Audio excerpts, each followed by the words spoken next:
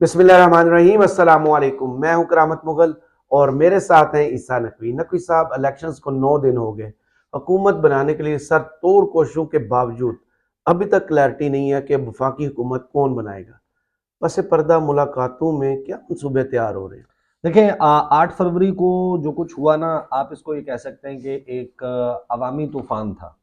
और जब तूफान आता है, जब कोई धमाका होता है, तो धमाके के बाद फौरी तौर पे आपको कुछ सुझाई नहीं देता, आपको समझ ही नहीं आती कि हुआ क्या है। जब आहिस्ता आहिस्ता गर्द सेटल होती है, डस्ट सेटल होती है, फिर आप अंदाजे लगाते हैं, फिर आपको नज़र आता है कि यार हमारा ये भी नुकसान हो गया, हमारा ये भी नुकसान हो गया।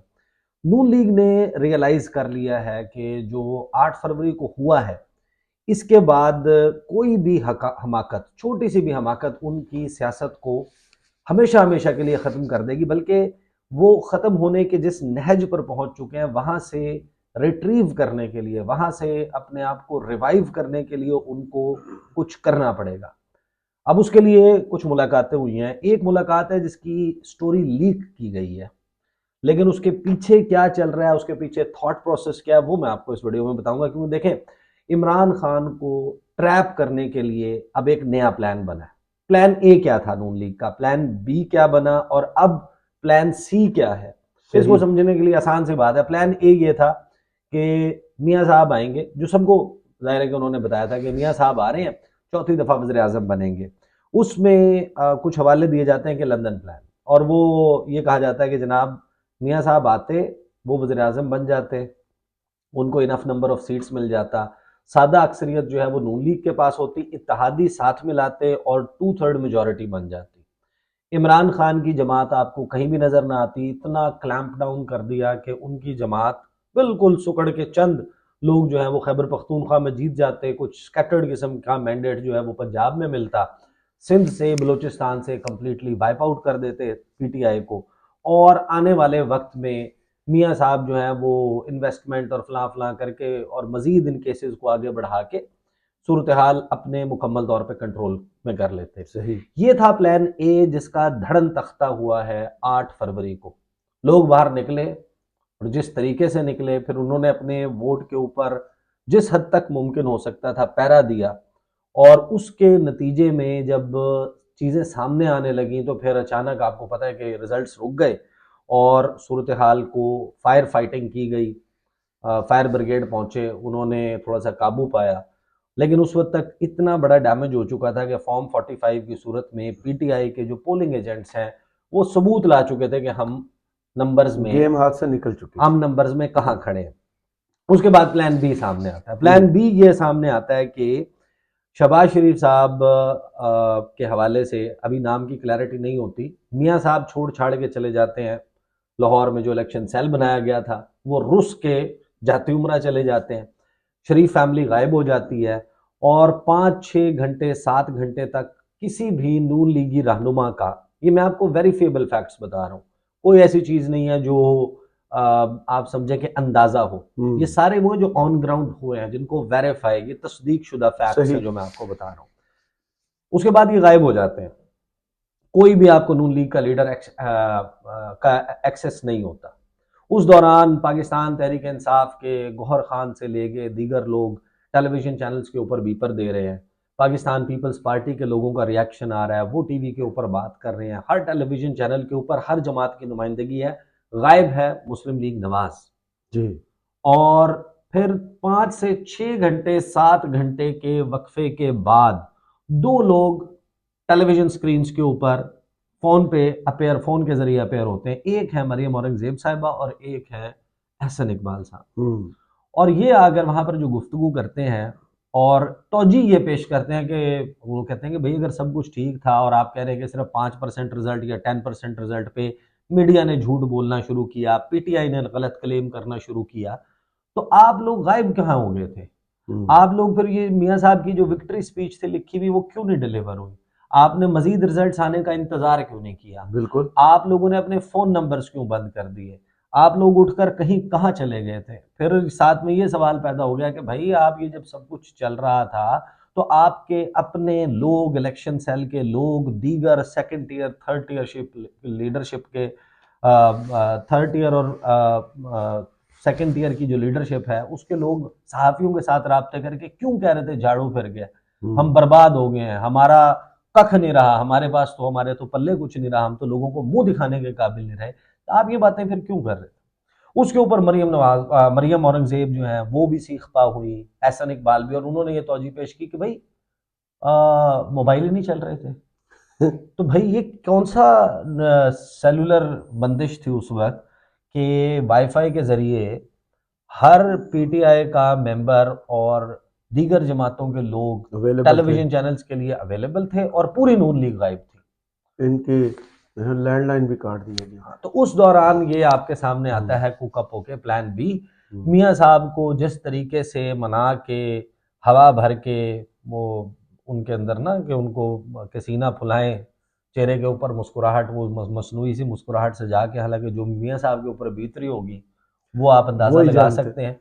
मियाँ साहब अगले दिन शाम के वक्त 5 साढ़े 5 का टाइम दिया जाता है, कुछ 7 साढ़े 7 बजे मियाँ साहब मॉडल टाउन में बालकनी के ऊपर नमूदार होते हैं और इतने हवास बाख्ता होते हैं कि मरियम नवाज का, अपनी बेटी का नाम भी भूल जाते हैं और मरियम औरंगजेब कह के उनको पुकारते हैं। बहरहाल वो अपनी एक तकरीर करते हैं जिसको करार दिया जाता है कि वो विक्ट्री स्पीच है। अच्छा, अब वो विक्ट्री स्पीच कैसी थी? बहरहाल उन्होंने कहा कि मैं शहबाज शरीफ से कहता हूँ, जिम्मेदारी लगा दी है, वो आसिफ अली जरदारी से मिले, वो एमक्यूएम्स के खालिद मकबूल सिद्दीकी से मिले और इंडिपेंडेंट से मिले, मौलाना फजलुर रहमान से मिले और हम हुकूमत बनाएंगे, हम हुकूमत बनाने जा रहे हैं। उसके बाद शहबाज, ये है प्लान बी, जिसमें शहबाज शरीफ की मुलाकातें आसिफ अली जरदारी, बिलावल भुट्टो जरदारी से, मौलाना फजलुर रहमान से, खालिद मकबूल सिद्दीकी से और इंडिपेंडेंट से होना शुरू हो जाती हैं। और उसके बाद शरीफ ख़ानदान के लोग इधर उधर मुलाकातों के बाद शहबाज शरीफ पहुंचते हैं इस्लामाबाद और इस्लामाबाद में चौधरी शुजात हुसैन की रिहाइश गाह पे चौधरी शुजात हुसैन बैठे हुए हैं, ये सारे लोग बैठे हुए हैं और ये कहते हैं जनाब हम हुकूमत बनाने जा रहे हैं और हम सारे लोगों को साथ मिलाएंगे, मिसाक मईशत की बात की, मफाहमत की बात की, ये सारी चीज़ें कर ली और पीपल्स पार्टी बैठी हुई है पीछे। पीपल्स पार्टी कहती है कि हम हुकूमत को वोट देंगे, हुकूमत का हिस्सा नहीं बनेंगे। मौलाना फजलुर रहमान ने क्या किया, बाकी लोग लेफ्ट राइट होने लगे क्योंकि हर एक को सेकंड थॉट्स आना शुरू हो गई कि हम अभी तो यानी कि बर्बादी का वो हुआ है ना, यानी कि तहस नहस होने की तरफ जा रहे हैं अगर हम ये सब कुछ करेंगे। जो सेकंड थॉट्स आई है ना नून लीग को, उसके बाद एक इजलास होता है, उस इजलास की एक खबर लीक की गई है, वो मैं, और खबर के बाद फॉलो अप में ख्वाजा साद रफीक ने एक बयान दिया। उस बयान को जब आप ट्रांसलेट करते हैं और इसके पीछे जो थॉट प्रोसेस है ना, हालांकि पीटीआई के लोग जो ना बड़े इसके ऊपर वो हैं, कुछ लोगों को मैंने देखा है कि उन्होंने तबसरे किए हैं इंटरनेट के ऊपर इधर उधर, लेकिन अगर ये काम पीटीआई इसके लिए राजी हो जाती है तो पीटीआई जो है उसके लिए एक तबाहकुन मंसूबा है। और इमरान खान को किस तरीके से फिर ज़ेर किया जाएगा, क्योंकि देखें इस वक्त पाकिस्तान की पॉलिटिक्स घूम रही है उस जिसकी बुलंदो बाला चार दीवारी है, जिस इमारत की अडियाला जेल, उसके इर्द गिर्द पाकिस्तान की सियासत घूम रही है और Imran Khan has come out as the most powerful political player in Pakistan. अब नंबर्स का के ऊपर आने से पहले नंबर्स ये कि कर क्या रहे हैं। एक खबर जनाब मीडिया को लीक की जाती है, आप मुझे खुद पहले ये सोचें कि नून लीग के बिल्कुल किचन कैबिनेट मियाँ साहब की, यूँ समझें कि वो लोग जिनके साथ वो अपनी तमाम मामलात बड़ी हद तक शेयर कर सकते हैं, उन लोगों के साथ उनकी गुफ्तगू हो, क्या उस गुफ्तगू की जुज़ियात मीडिया को दी जाएंगी? नहीं, इसके मकासद थे जी। एक खबर चलती है जियो टीवी पर, हमें वफाकी हुकूमत नहीं लेनी चाहिए, नवाज की क़यादत में नून लीगी इजलास के शुरका की राय, यानी मियाँ मोहम्मद नवाज शरीफ क़यादत कर रहे हैं, इजलास हो रहा है और राय ये आ रही है कि हमें वफाकी हुकूमत नहीं लेनी चाहिए। यानी तो 9 से 17 फरवरी तक ये दिमाग सोए हुए थे। हाँ बिल्कुल सोए हुए थे, उसकी वजह है मैं आपको बताता हूँ इनको क्या रियलाइजेशन हुई और इसके पीछे क्या थॉट प्रोसेस है। मुस्लिम लीग नून के कायद नवाज शरीफ की ज़ेर सदारत इजलास की अंदरूनी कहानी सामने आ गई। ज़राए के मुताबिक इजलास में शहबाज शरीफ, मरियम नवाज, इसहाक डार, मरियम औरंगजेब, साद रफीक शरीक हुए। इसके अलावा आज़म नज़ीर तारड़, अयाज सादिक, एहसन इकबाल, राना तनवीर, सलमान शहबाज और मलिक अहमद खान भी शरीक थे। ये वो लोग हैं जिन्होंने ये मीटिंग की। जराए का कहना है कि शुरका ने नवाज शरीफ को तजवीज़ दी कि हमें वफाकी हुकूमत नहीं लेनी चाहिए, पंजाब में नून लीग और आज़ाद अरकान के साथ मिलकर आसानी से हुकूमत बना सकते हैं। आईपीपी यहाँ नहीं चाहिए। जराए ने बताया कि इसहाक डार ने कहा कि नून लीग की पंजाब में आज़ाद अरकान को मिलाकर तादाद 154 हो गई है। शुरका ने मजीद कहा कि हमें सिर्फ पंजाब पर फोकस करना चाहिए। जराए के मुताबिक नवाज शरीफ का कहना था कि वफाकी हुकूमत बनाने के लिए किसी इत्तेहादी जमात की गैर उसूली बात को नहीं मानना चाहिए। सदर, चेयरमैन सेनेट, स्पीकर कौमी असम्बली। अच्छा, फिर जराए ने बताया कि कुछ शुरका की राय थी कि वफाकी हुकूमत लेने का सिर्फ एक मकसद है कि मुल्क मुआशी बहरान का शिकार है, रियासत को बचाने की ज़रूरत है। ख्याल रहे कि गुज़श्ता दिनों मरकज़ में, अच्छा फिर आगे वो है कि क्या ऐलान हुआ था, इन्होंने ऐलान किया था, नंबर्स इनके पास क्या हैं। अब इस इजलास के बाद ना ख्वाजा साद रफीक साहब एक बयान देते हैं। वो कहते हैं कि पीपल्स पार्टी और पीटीआई को हम दावत देते हैं कि वो मिलकर हुकूमत बना लें। अच्छा, वफाक में आप हुकूमत बना लें। अब उसकी खबर मैं आपके सामने रख देता हूँ। पड़ोसन है किसी और के घर में जाके कह रही है कि आप ये रिश्ता कर लें। हाँ, पाकिस्तान मुस्लिम लीग नून के सीनियर रहनुमा ख्वाजा साद रफीक ने पाकिस्तान पीपल्स पार्टी और पाकिस्तान तहरीक इंसाफ को जी, मखलूत हुकूमत बनाने की दावत दे दी। बयान दिया, ख्वाजा साद रफीक ने कहा कि मौजूदा कौमी असम्बली में किसी पार्टी को अक्सरियत हासिल नहीं है। बिल्कुल। आपने तो कहा था कि हम सिंगल लार्जेस्ट पार्टी जी, हैं और बाकी तो सारे आज़ाद हैं। उन्होंने कहा वफाकी हुकूमत की तश्कील नून लीग की नहीं, तमाम जमातों की जिम्मेदारी है। ख्वाजा साद रफीक ने पीपल्स पार्टी और पीटीआई को मखलूत हुकूमत बनाने की दावत देते हुए कहा कि पीटीआई हिमायत याफ्ता अरकान, आज़ाद अरकान पहल करें और पीपल्स पार्टी के साथ हुकूमत बना लें। ख्वाजा साद रफीक का कहना था कि पीटीआई और पीपल्स पार्टी हुकूमत बना लें तो हम उन्हें मुबारकबाद देंगे।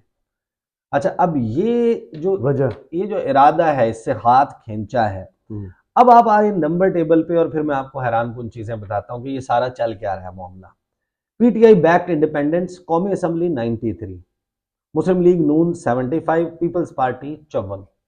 ठीक है, मैं बाकी हूं में नहीं, बाकी आपको पता है कि नंबर से हैं, एमक्यूएम 17 है, इंडिपेंडेंस दीगर जो है वो 9 है।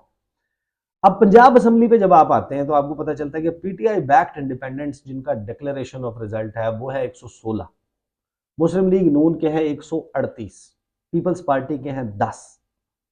अब आप 8 फरवरी के बाद नताइज आने के बाद से अब तक मुझे एक बात बताएं कि मुस्लिम लीग नून ने एमएनए का एक कैंडिडेट तोड़ा है, वसीम यानी कि कादर, जो जिसको विनर करार दिया गया, एक बंदा तोड़ा है।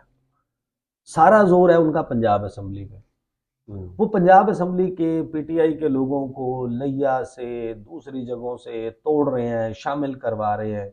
138 के नंबर को, मैं ये कंटेस्ट में नहीं जा रहा कि वो 138 असली है कि नहीं, या यहाँ पर 75 असली है कि नहीं, पता तो आपको है। नंबर निकाल कर ये 79 पर ले गए कौमी असम्बली में, 3 दीगर आज़ाद। अब आप आज़ाद लोगों की जो हैसियत में लोग शामिल होते हैं उनकी मेंटालिटी को सोचें। कोई भी आज़ाद हैसियत में मुंतखब हुआ है, अब क्या ये वन टाइम पॉलिटिक्स है? उसने अपनी जिंदगी में दोबारा कभी इलेक्शन नहीं लड़ना। बिल्कुल लड़ना। 8 फरवरी के इंतखाबात के नताइज को हर बंदा ये बात कह रहा है कि इसने नून लीग की को बर्बाद कर दिया और नून लीग का फ्यूचर भी बर्बाद कर दिया। अब मुझे एक बात बताएं, कौन सा आज़ाद कैंडिडेट होगा जो उनके नजरिए को देखते हुए, उनकी फिक्र को जहन में रख के, पॉपुलैरिटी को जहन में रख के उनको ज्वाइन करेगा, या उनके नेक्स्ट या इलेक्शंस में या फ्यूचर में विनिंग प्रोस्पेक्ट्स को जहन में रख के जो खुद नून लीग को हरा के आया हुआ है। तो ये कुछ ना कुछ मामला तो चल रहे हैं ना। अब पीटीआई के कुछ लोग हैं वो दरमियान में इस सारे मामले में पीपल्स पार्टी के हवाले से भरपूर कोशिश कर रहे हैं कि हम पीपल्स पार्टी के साथ बात कर लें और हम हुकूमत बना लें।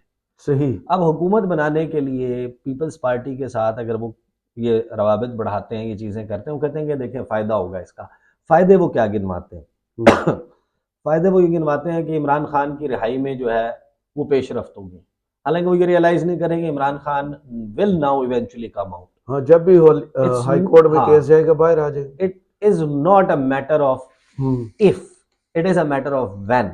एब्सोल्युटली। 15 दिन बाद, महीने बाद, 1.5 महीने बाद या 2 महीने बाद, ये सिर्फ टाइम की बात है। तो इसका हुकूमत लेने से कोई ताल्लुक नहीं है कि आप हुकूमत लें। दूसरी ये बात कह रहे हैं कि खौफ और गिरफ्तारियों का खात्मा होगा। वो वैसे भी जब आपकी हुकूमत नई कायम होगी तो आपको कोई हाथ नहीं लगाएगा। वो नीचे नहीं, जब कोई और हुकूमत भी कायम होगी तब भी उसको नीचे लाना पड़ेगा।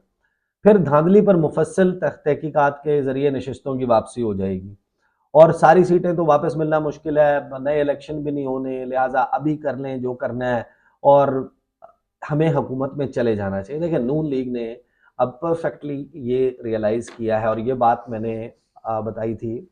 नून लीग के कुछ लोगों से मुलाकात भी हुई और फिर जो उनके दोस्त हैं करीबी या वो अपने दोस्तों के साथ जो शेयर कर रहे हैं, उसके पीछे ये पूरी राय इस वक्त मौजूद है। नून लीग इस बारे में कन्विंस्ड है कि वफाकी हुकूमत में आकर बैठे तो जो तबाही है वो मजीद बढ़ जाएगी नून लीग की। पंजाब हर सूरत में रखना है, हर सूरत में पंजाब को रिटेन करने के लिए सर धड़ की बाजी लगा दें। इसलिए आपने देखा कि टारगेट जो है वो मेंबर पंजाब असेंबली बिल्कुल ऐसे रहे और उनमें उन्होंने जैसे कैसे करके अपना नंबर जो है वो कंसोलिडेट किया। अब आप मुझे एक बात बताएं कि नून लीग को पता है कि किसी भी वक्त अगर मामलात उनके खुल जाते हैं, इलेक्शंस के जी तहकीकात हो जाती हैं, असल वोट काउंट हो जाता है, फॉर्म 45 के मुताबिक रिजल्ट कंपाइल होता है, पंजाब भी गया तो उनके पास तो कुछ भी नहीं रहेगा। इसीलिए वो वफाक में एक शेयर क्रिएट करके ना कि पीटीआई भी आ जाएगी, एक तो ये मामला उनकी तरफ से एक्सेप्टेंस आ जाएगी रिजल्ट्स की। दूसरा, नून लीग को बड़े भरपूर अंदाज में, और ये काम वो प्रैक्टिकली कर चुके हैं पहले भी, उनको बहुत अच्छे से अंदाजा है कि पंजाब अगर आपके पास नहीं है और वफाकी हुकूमत आपके पास है तो वफाक तो आप ठीक से चला नहीं सकते। बिल्कुल ऐसे ही है।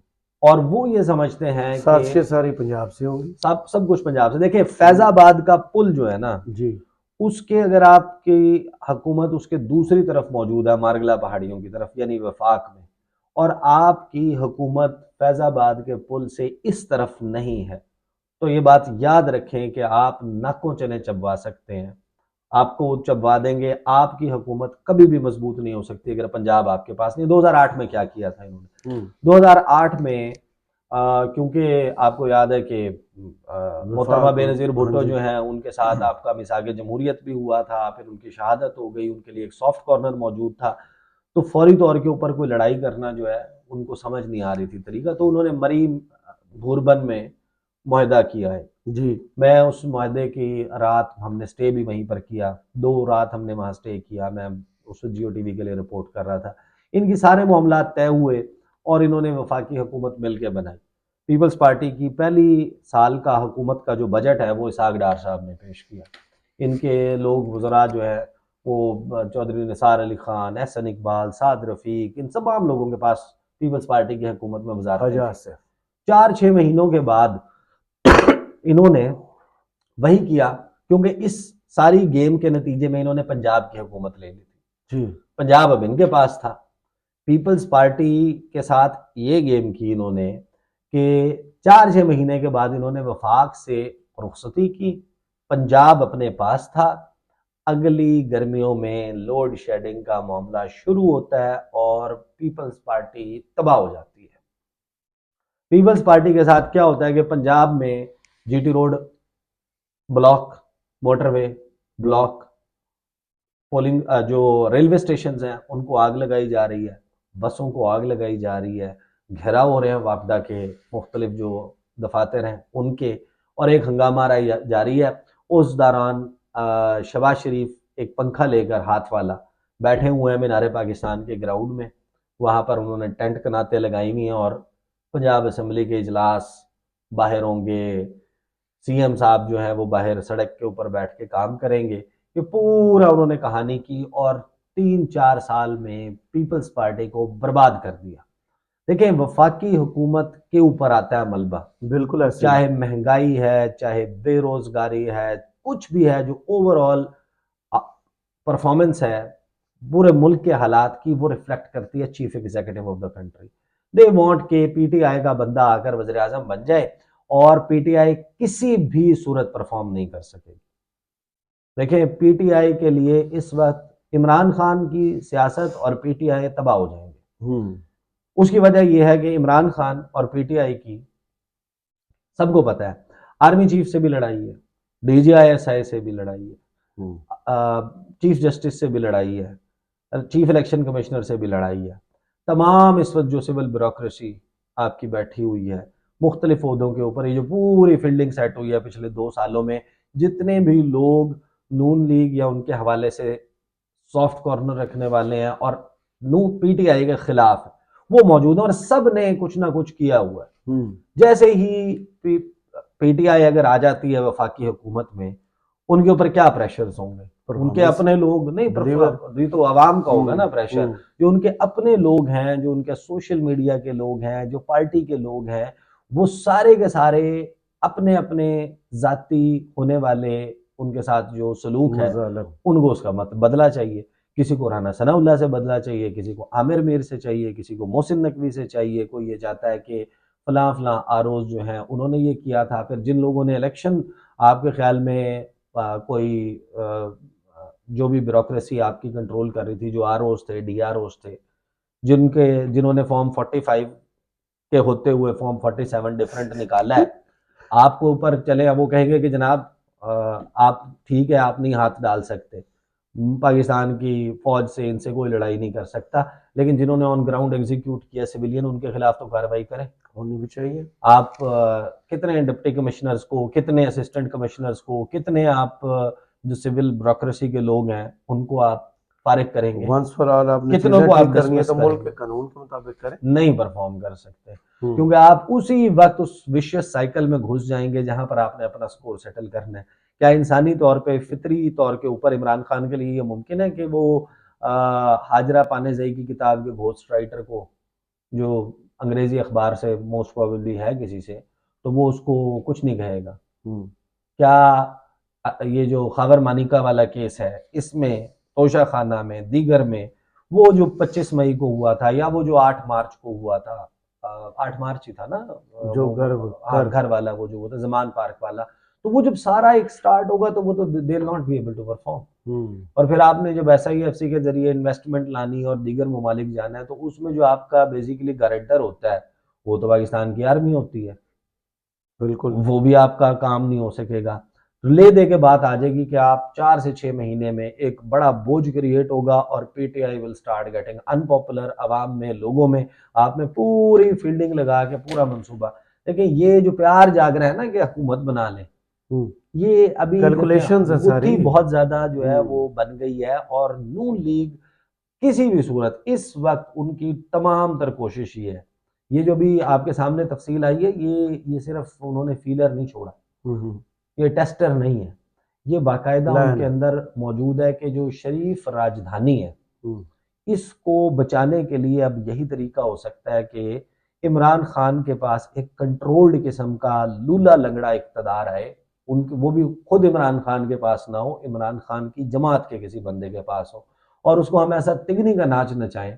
यानी ये है पाकिस्तान में पॉलिटिक्स की, पॉलिटिशियंस की और पाकिस्तान के सियासी मसीहाओं की हालत, कि उनके लिए ये अपनी सियासत बचाने के खेल, बजाय इसके कि आप अवाम और लोगों की तरफ फोकस करें, और दूसरा पीपल्स पार्टी को भी थोड़ा सा और बाकी इत्तेहादियों को भी, कि अगर आना है तो फिर हमारे साथ फुल पावर के साथ आओ, बाकी बंदे भी इकट्ठे करो और अपना पूरा वजन हमारे साथ डालो, गलबा भी शेयर करो, मलबा भी शेयर करो, और सिर्फ ये आईनी ओहदे नहीं, आपको वजारतें भी देंगे, तो बिरयानी भी खाओ और बोटियां भी खाओ, रज के खाओ, और फिर उसके अंदर अपने हमारे साथ हिस्सेदार भी बनो। तो ये है, और उनको खुद भी यकीन है कि यार ये सिस्टम इतना नहीं चल सकता, तो इस तरीके से तो निज़ाम नहीं चल पाएगा। सही। जो अभी गैस के बिल हैं गुज़श्ता साल जनवरी के मुकाबले में इस मरतबा 3 साढ़े 3 गुना ज़्यादा है।